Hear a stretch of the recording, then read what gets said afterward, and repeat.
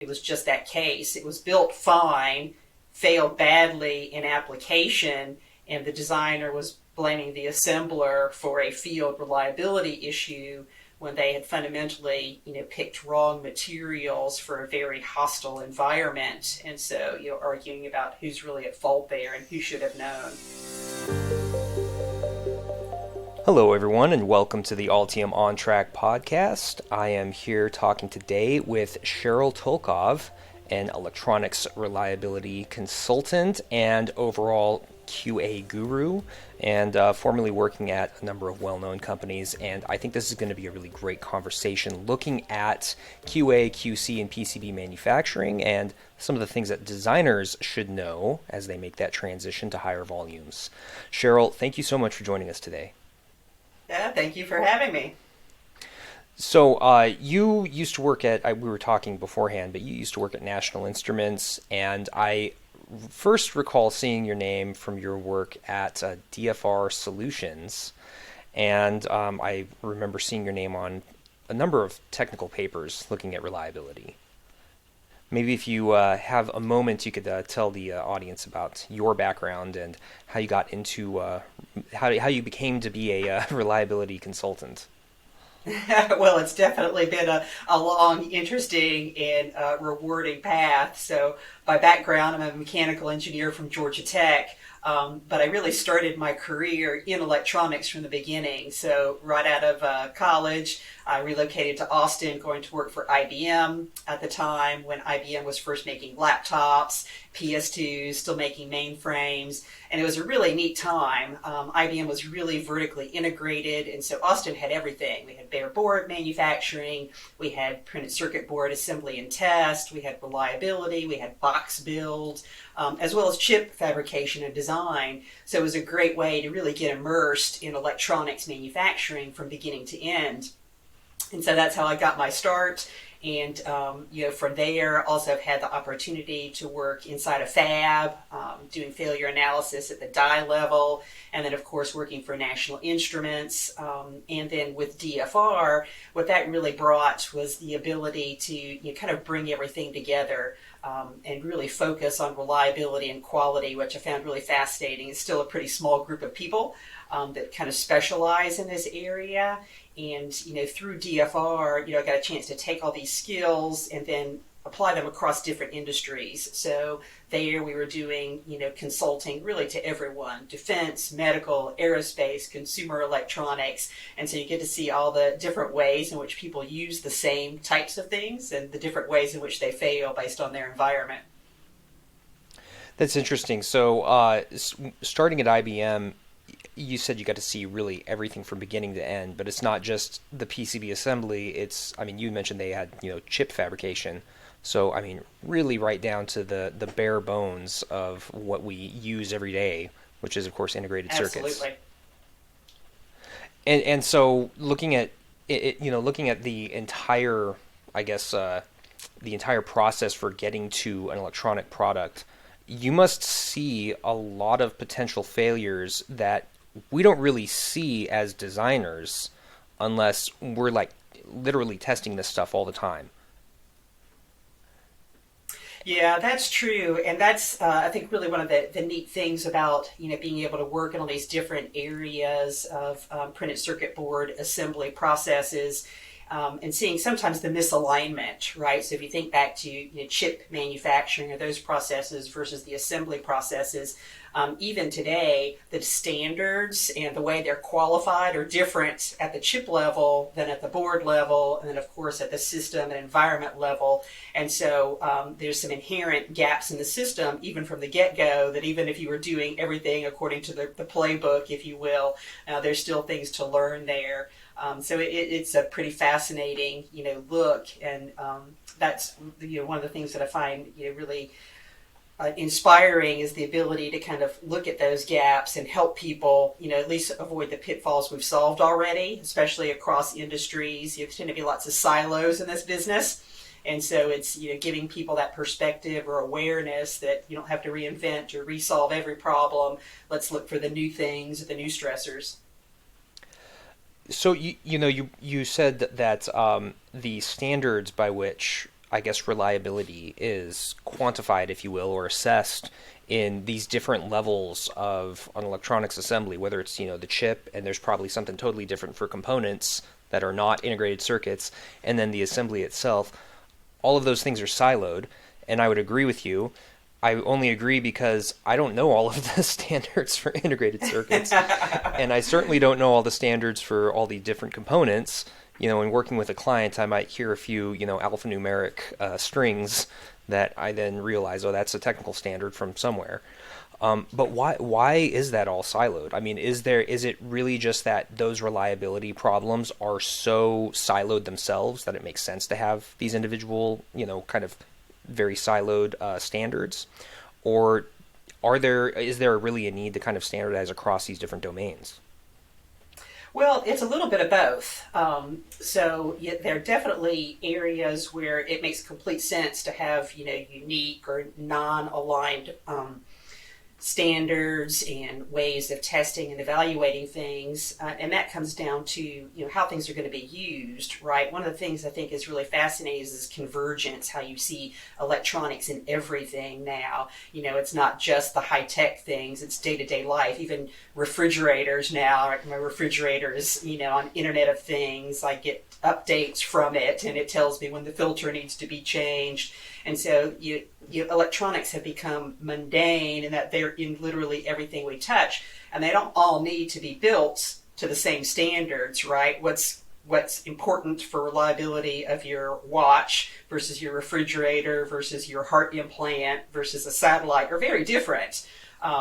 And so, you don't want necessarily a one size fits all, but what you also see is that all these industries are trying to use the same components off the shelf or COTS, right, to the same thing. They want to try to minimize cost. And that's fine, but as designers and as test engineers, reliability experts, we need to help those people understand some of the risks inherent in that, how you can design around that, how you can test, or how you can mitigate some of the risk if you choose to go down that path. And so that's where some of that misalignment naturally happens. So even at the component level, something could be designed for consumer electronics but end up in a vehicle, but there are things that those people do to ensure that that component will survive that way versus buying something that might be inherently more expensive but built to a higher standard.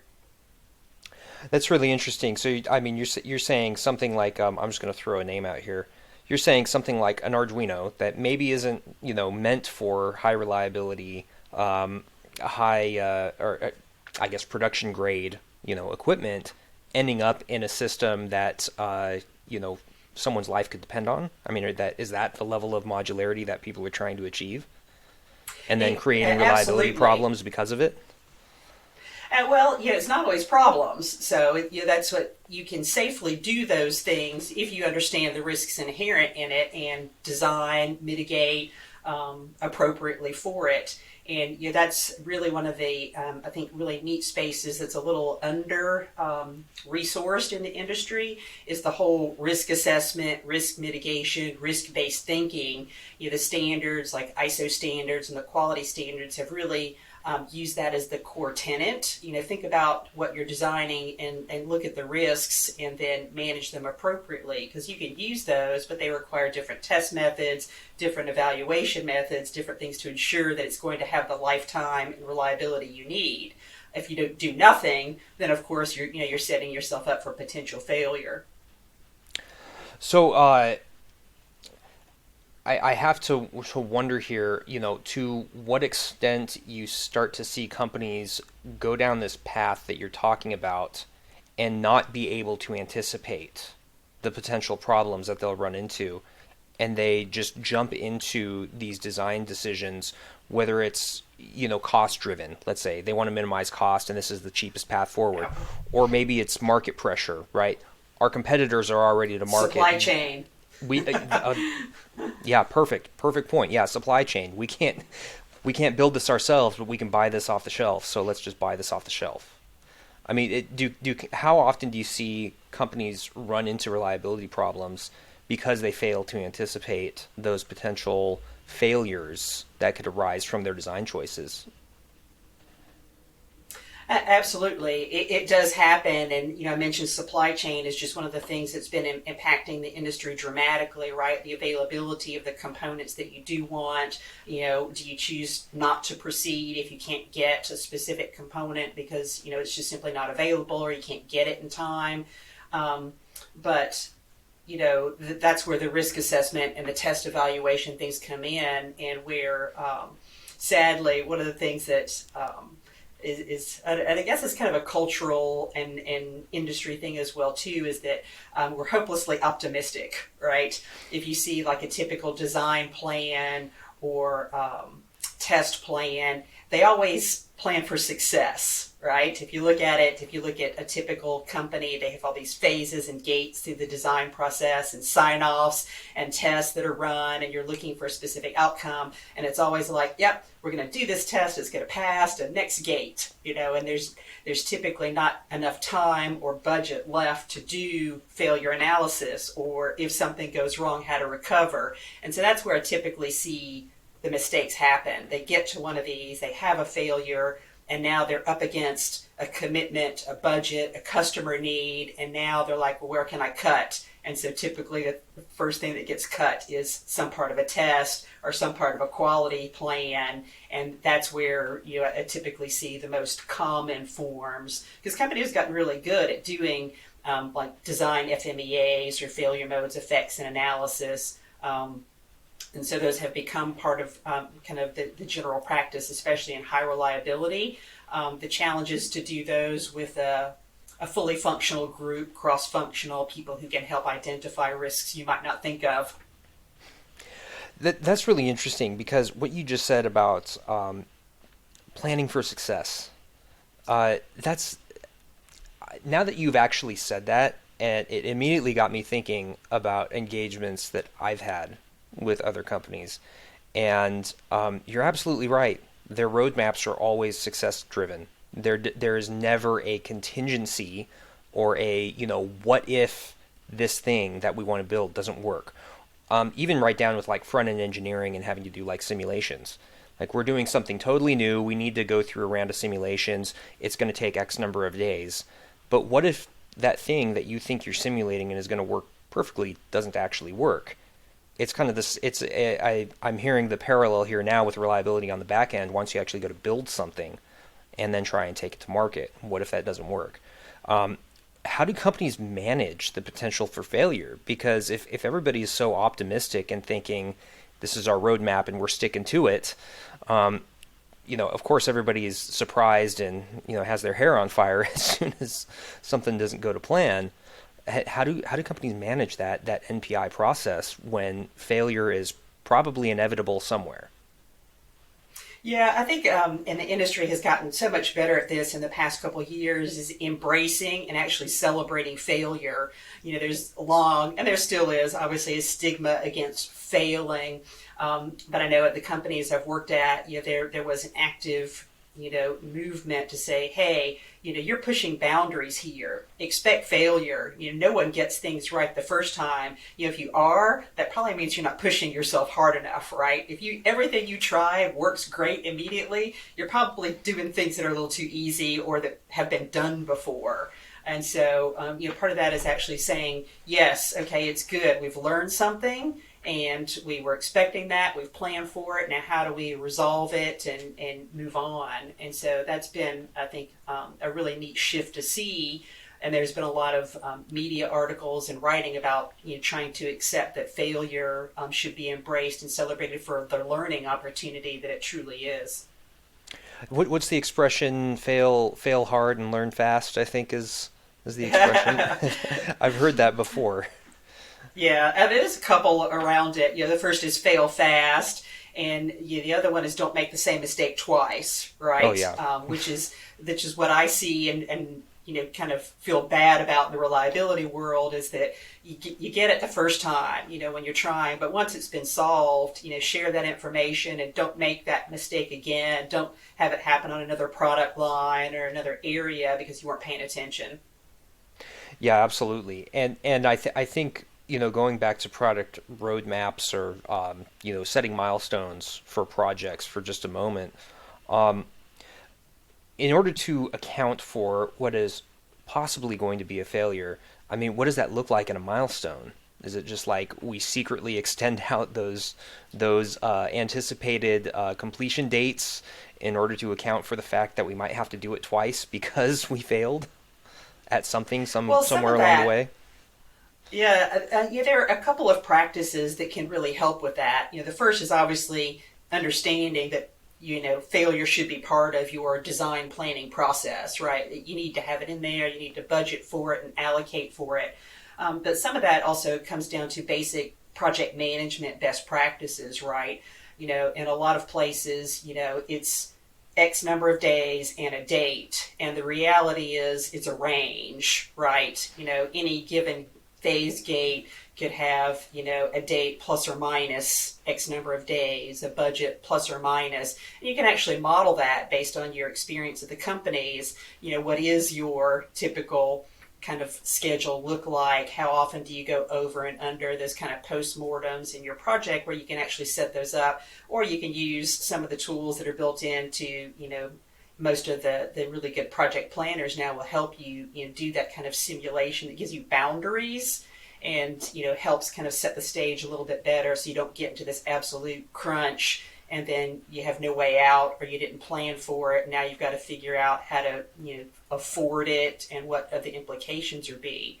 And that's really where the risk analysis part comes in as well too, right? Is that beforehand, okay, if something fails, do I have the labs lined up? Do I have the extra parts needed? Do I have the people? Just putting those things in a plan so that if that does happen, you've got a ready to go action that you can jump on rather than then having to stop and not even have a clue as to how to proceed.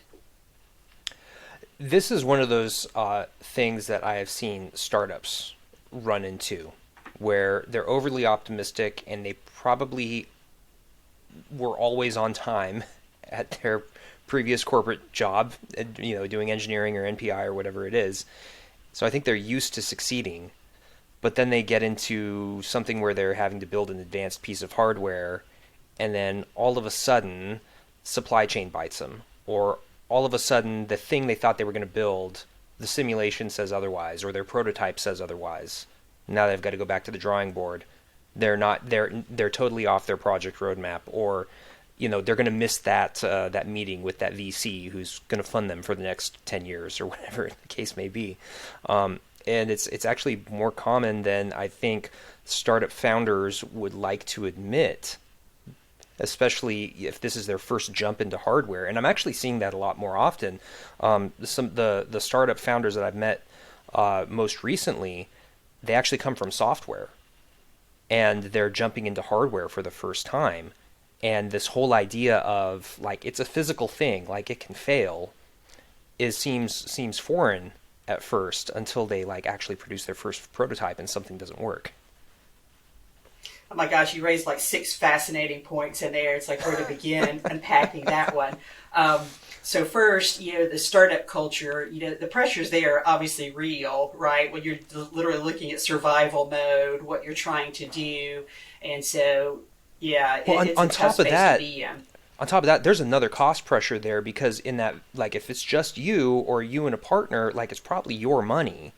And so, forget about the VCs for a second. Like, this is my life savings I'm putting into this. Like, this has to work. Yeah, and so the pressure is phenomenal. It's actually, I found that space so interesting. I went back to grad school in 2015 at UT Austin in a program specifically around technology commercialization that was kind of, attempting to address those types of things. How do you launch successfully? How do you make these partnerships? And, it's a fascinating space, for startups because you want to nurture because you don't know, where those next great fantastic things are come from, but how do you do that smartly and successfully? And so that's where I really think some of the future in modeling really helps. When you think about some of the tools that we have out there now that can do a lot of things before you start to invest a lot of money in physical hardware, and is it even capable of doing what I want to do, and what are some of the risks? And then you also mentioned software, and I find that fascinating because the electronics world typically has been kind of hardware focused and hardware failure focused in particular too, is that if something goes wrong, it's got to be the hardware, right? And so we've got lots of practices and standards around hardware and not so much around software. And if you look today, there's every electrical or electronic kind of device or system is really an integration. Nothing runs without software anymore.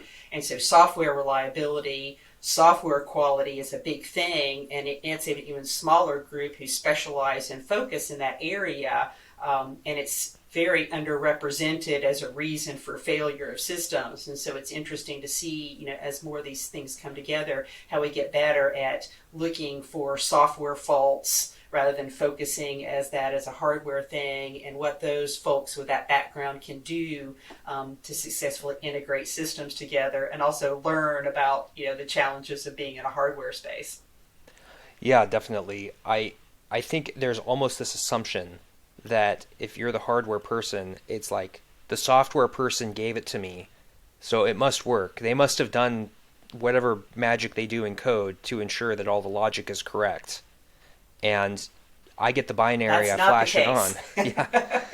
case. That's true. Yeah, it could be. I mean, I was dealing something I was dealing with a project a few months ago where we didn't actually know if like the hardware was defective, if we had made a design mistake somewhere, if we just had defective components because we had to get them overseas, and there's that whole risk associated with it. And non-authorized distributors and all that. So there's always that question mark of, did they give us something bogus, Yeah. or did the vendor give us an old version of the firmware that is out of date, that was wrong to begin with? And there's all these question marks, and at some point we had no way of verifying. We just kind of had to take the vendor at their word that no, this software is correct. This is correct. You got it from us. It's correct. Don't worry about it. It's your hardware. It's your problem. Yeah, there's a lot of finger pointing, that happens, when that system integration comes together, and that's really, I think, where there's a lot of opportunity in the design space to improve some of the techniques, and another great place for modeling, right? I think earlier you had mentioned, how do you assess risk when you're trying something that's never been done before, right? How do you think of the scenarios under which things could go wrong and how you might respond to them? And that's very real, right? And that's where, sometimes the modeling may create ridiculous situations, but it can also help identify those things that people really didn't conceive of or couldn't think. They're like, oh, that would never happen, or I didn't think of that. And you inject those faults into the testing sequence and try it out. Because anymore, you're never going to try every possible thing that could happen in a system, right? You never get a product out the door looking at every potential way it could or couldn't be used or misused as well, and then add in counterfeiting and supply chain and other things that are going on, and you've got, this just incredibly complex suite of parameters that you're trying to control or think about. Yeah. Okay, so you brought up a couple of things that are interesting here for the designer engineer who's trying to maybe do something totally new and innovative, and they want to assess that risk. So I think simulations are an important part of it, if you like, especially if it's electromagnetics or even mechanical, right? You brought up FMEA. Those types of tools to qualify the physical design on the front end before you produce a prototype. So is that something that you think design teams or engineers or even just startups will have to rely on more in order to properly assess that risk? Or is it still like, hey, we're going to produce this prototype, we're going to stress it till it breaks, find out why it broke and update it, and we're going to get to a viable product that way? Is that still the path forward? I'd like to hear your thoughts here, because at some point they're going to try and scale, and they may need to come talk to you. And I think you might want to know what they did on the front end to try and assess the reliability. Absolutely. There's always going to be a need for both, right? And again, this comes back to what your risk tolerance is and what you're designing for, as to what percentage you can rely on for modeling, and then how much you really need to spend on the physical side as well too. Because you're never going to be able to model with modeling only for a medical device or space device. I mean, there's just simply, you've got to do physical testing with prototypes and real things, but there is a lot that you can do that in the modeling side that can help reduce that amount, how many samples you might need, how much you have to spend, or how far along the design process you have to be before you uncover anything.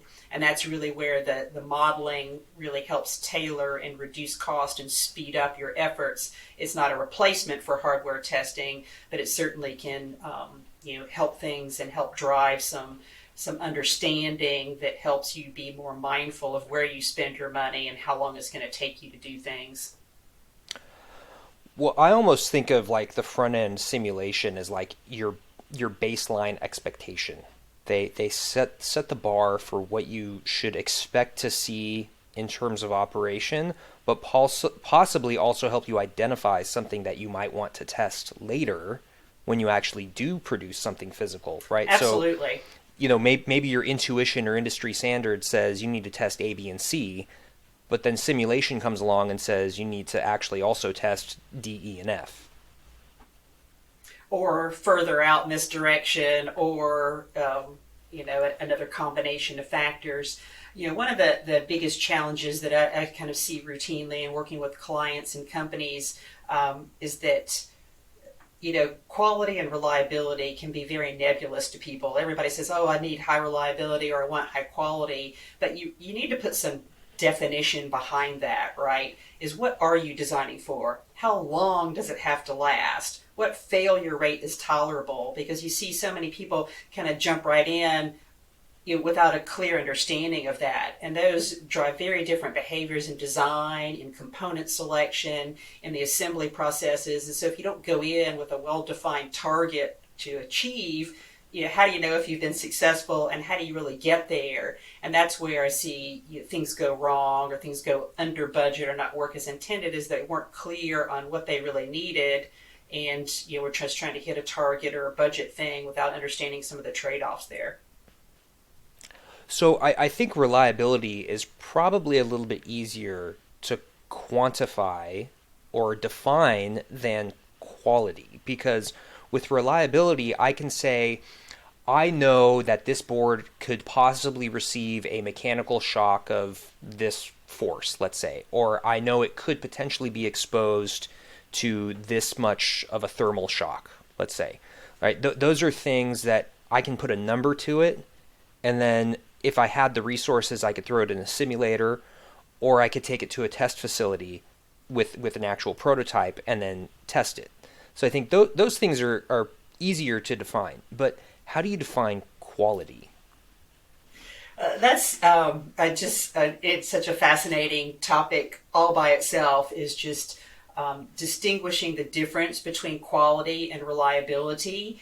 And there is no one answer, because it depends on the industry. What is good quality and high reliability for a toy would not be acceptable for an automobile. And so first, there's a lot of it depends. And there's also a lot of confusion between the terms as well too, because something can be built with high quality, meaning defect free, but it's completely reliable in its end application. And so they can be completely divorced as well too, right? You picked the cheapest part and everything, and it was built and it tests perfectly, but it was intended to operate in a really stressful environment and falls apart after the first summer that it's had to have hot temperature exposure or something. And so reliability is that concept of the end use environment and time being part of it, and quality is really the point in time versus that duration out there. And so first is kind of trying to come to grips with how they're different, and then how they're different for industries in the end use environment as well. I will, let me ask you this. So when I was, a little background first. So several years ago, looking for a job before I started, doing design professionally. I was interviewing as a quality engineer for an aerospace company, and it felt like the conversation centered a lot around yield, however you're going to define that, and then they like wanted to teach me statistical process control. And like in my head at the time, that's what it felt like quality was. You're doing statistical process control to try and make sure that yield gets to as close to 100% as possible. Is that the right way to think about quality in terms of electronics manufacturing, or is there something That's deeper? Yeah, there's a lot more to it than that. So obviously those are key elements when you talk about statistical process control, first pass yield, or end yield. Those are important elements in reducing defects. And So there's but different you think of types of that. yield.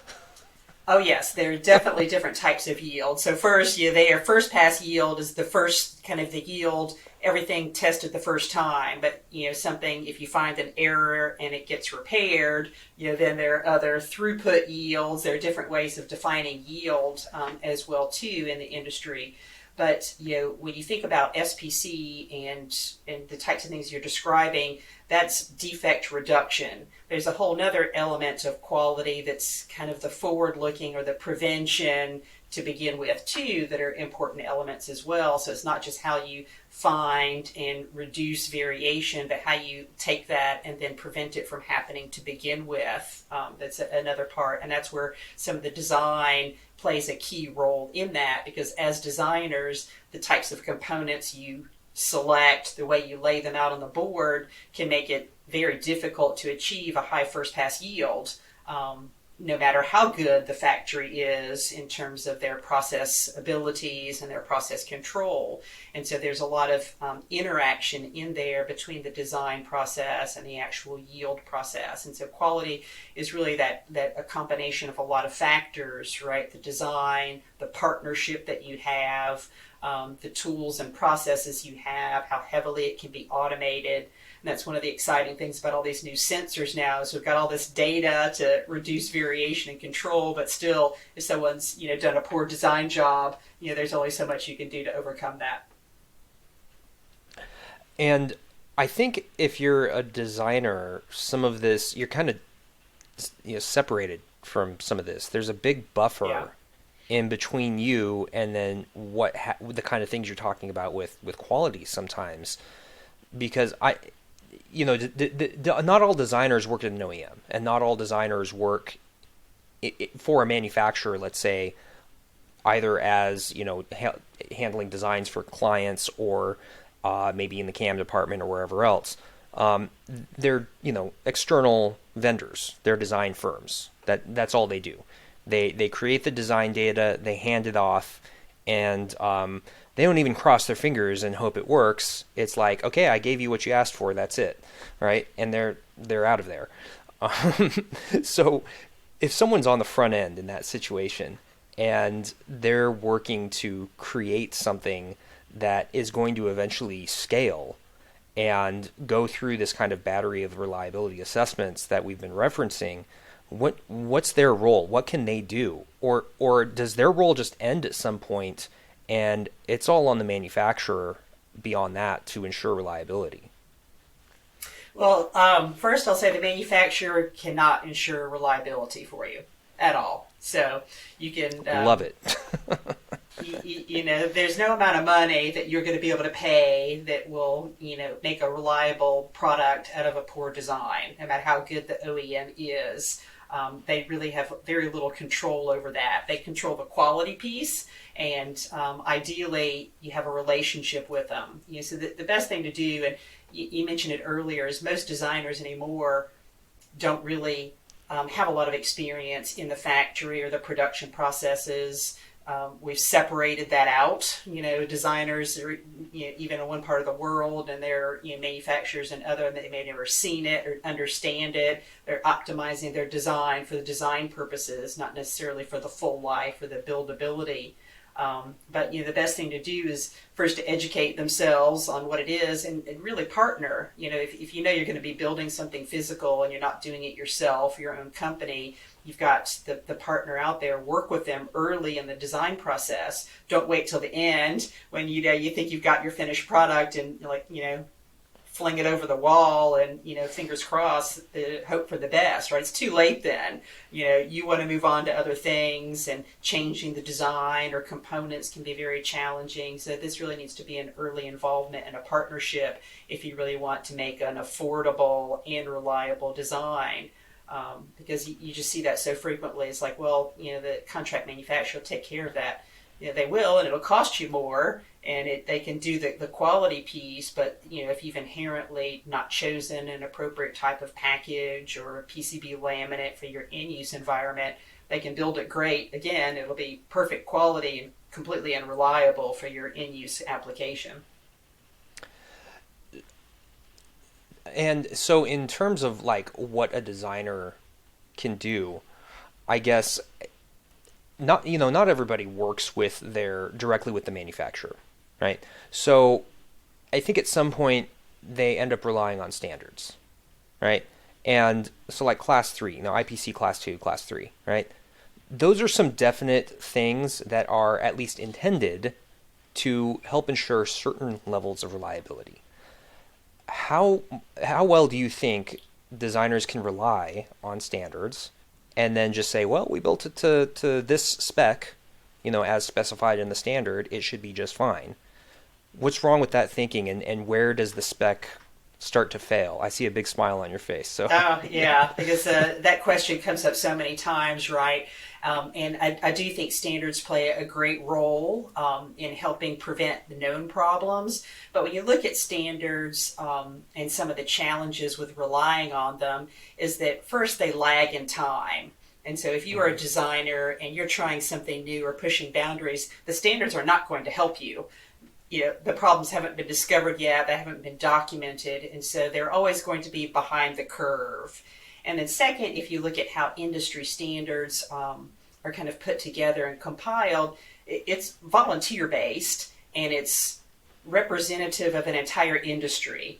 And so again, what is great and agreeable in the consumer space is much different in a higher reliability like space or transport or medical devices. And so they also become minimal kind of ground level. So just because you pass the bare minimum does not mean that you're going to have a greater reliable product, which is why you see some of the differentiation in IPC standards as well as in ISO standards, where they have extra things that add on if you're in aerospace or medical. But they're always going to be behind the times and not necessarily representative of your particular needs or applications.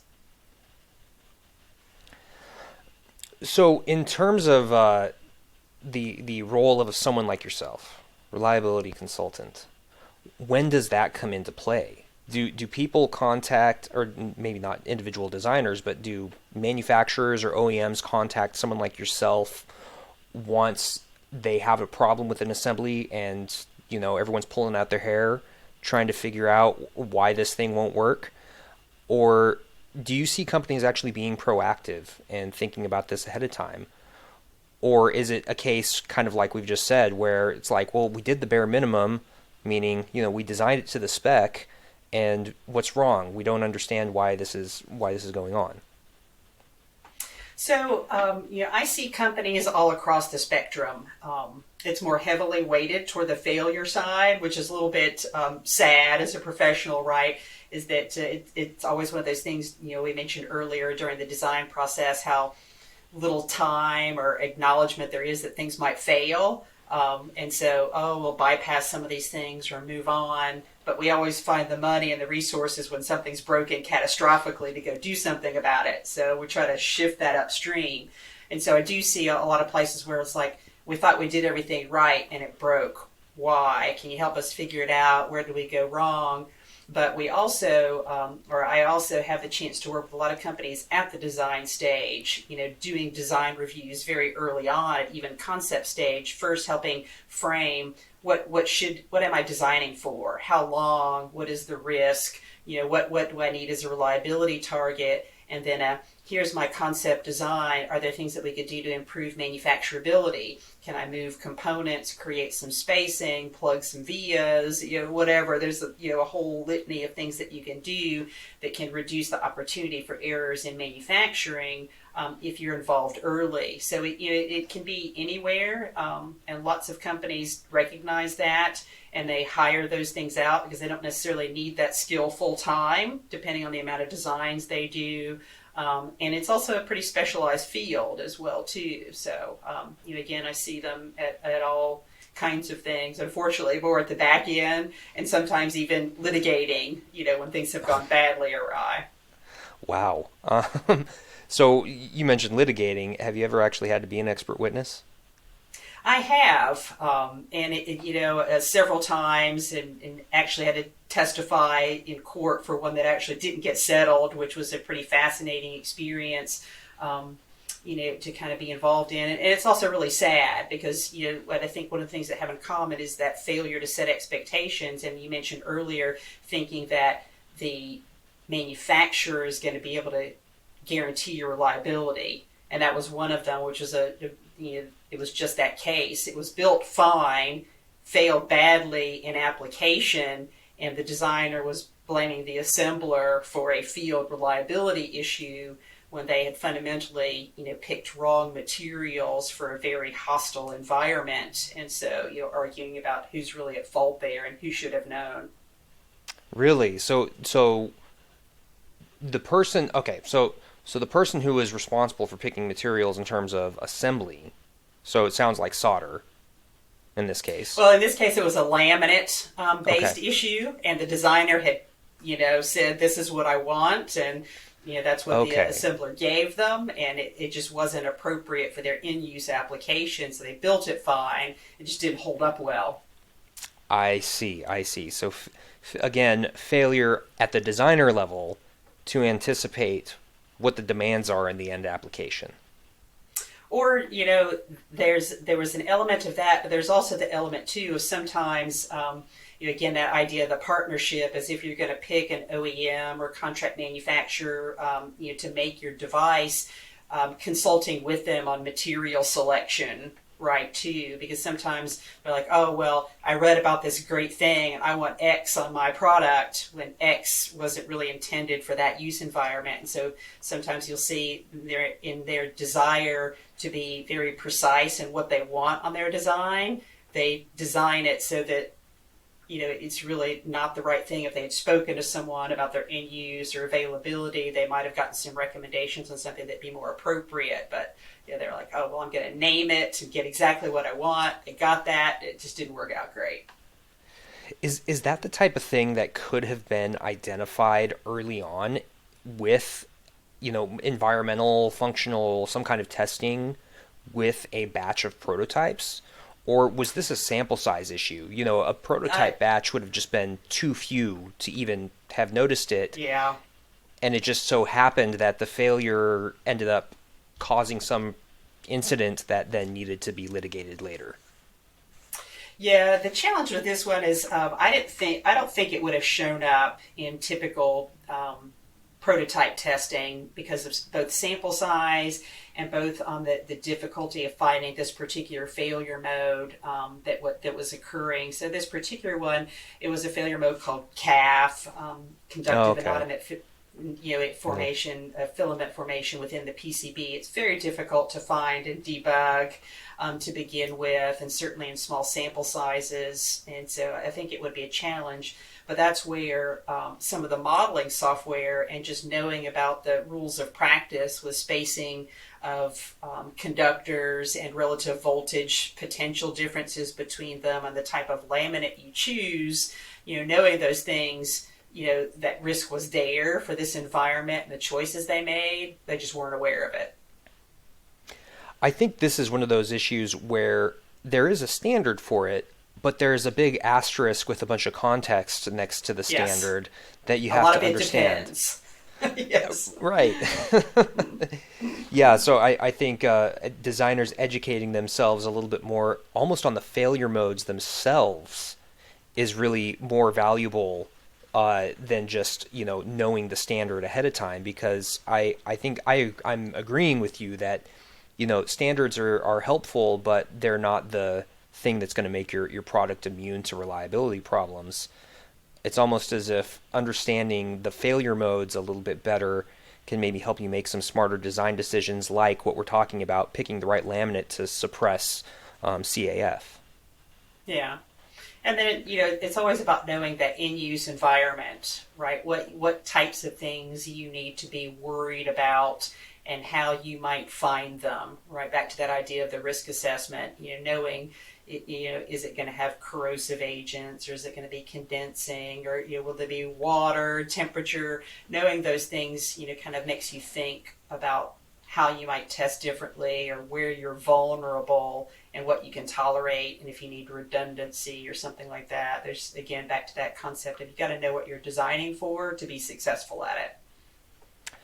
Yeah, and then with redundancy, the only time, I swear, the only time I hear anyone talk about redundancy is in space, which I mean, I just wrapped up an engagement with a client recently, but they work in commercial space, and like every time we would talk, go over and do design reviews and talk about system architecture and stuff like that, it was like, oh yeah, that's going to be redundant. There's going to be another board on the actual system. I'm not going into what the system is, but there's going to be another board that in case this one fails, we have a second one. Yeah, redundancy, can come in a number of different forms too, because, some people think of it as just having entirely, duplicate system or backup, but, there are other industries in which, redundancy has become quite common in different ways, and they do it. So think about data centers, the internet these days on and how much uptime and reliability, they want your access to have to websites and things. People like Amazon and Google who are in that space, among many smaller players. And so, whether that's power supplies and fans and the typical things that they're looking at, or parallel banks, and then location. So you think where data centers are located, so they're not vulnerable to weather and, kind of environmental constraints, and where you have backups in different parts of the world. So there's different ways to think about redundancy too. That there's some surprising places where you'll find redundant practices done. Even right down to what happens on the board and not just duplicating systems. Absolutely. And so, that's the concept. Even some components are designed with redundancy built into them, or at least fail-safe modes. And so if something fails, it doesn't fail catastrophically, which is, again, back to your risk tolerance. Sure. Well, I think the takeaway here is understand your risk tolerance, because this is certainly the case in finance, but I guess we don't really think of it as being the case in electronics, but I think people massively underestimate their own risk tolerance. And then when it happens to them, whatever it is, whenever it happens to them, suddenly they start to overestimate how conservative they should be.